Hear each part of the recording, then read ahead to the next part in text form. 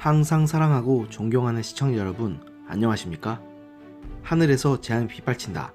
데일리 재앙 브리핑입니다.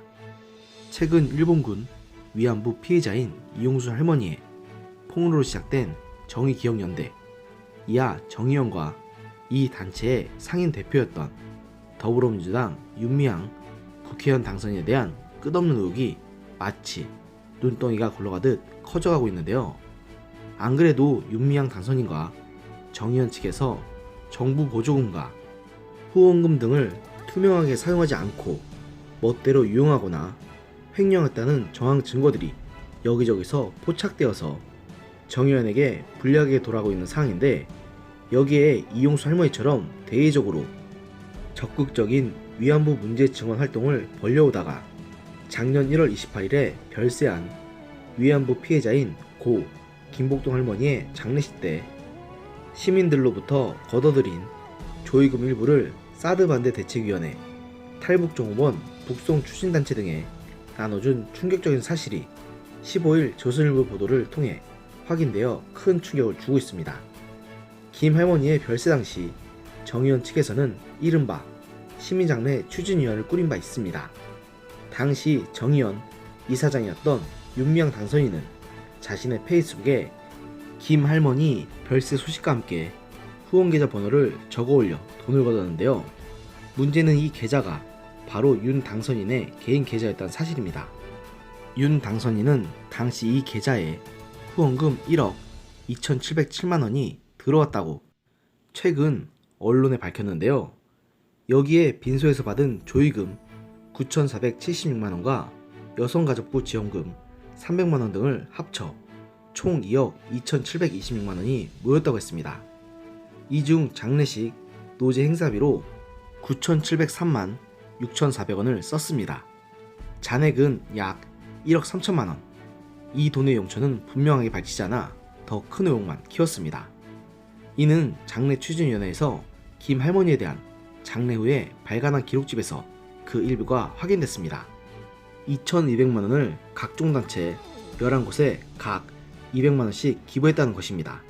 하지만 이들 단체를 선정한 것에는 뚜렷한 경향성이 나타났습니다. 바로 친북, 반미였습니다. 대표적인 것은 탈북종업원, 진상규명 및 송환대책위원회입니다.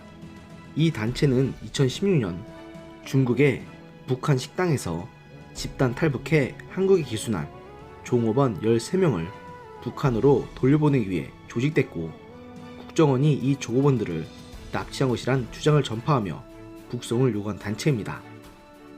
또 장례 추진위는 양심수석반과 국가보안법 철폐에 앞장서고 있다는 이유로 민주화 실천가족운동협의회를 평화단체라는 이유로 제주 해군기지 건설에 반대하는 강정 사람들, 사드 설치에 반대하는 사드 배치 반대 김천 대책위원회와 소성리 사드 철회 성주 주민대책위 등도 기부 대상 단체로 선정됐습니다. 이 밖에 조의금 중 2천만 원은 자기들이 임의대로 선정한 시민단체 활동가 자녀들에게 장학금으로 200만 원씩 지급한 사실도 최근 밝혀졌습니다.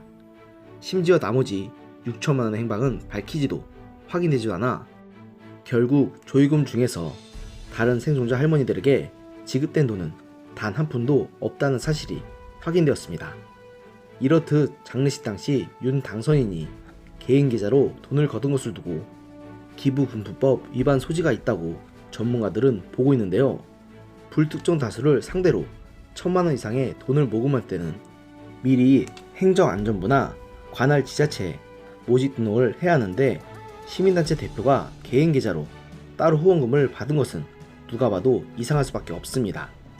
결국 검찰 측에서 칼을 뽑아들었습니다.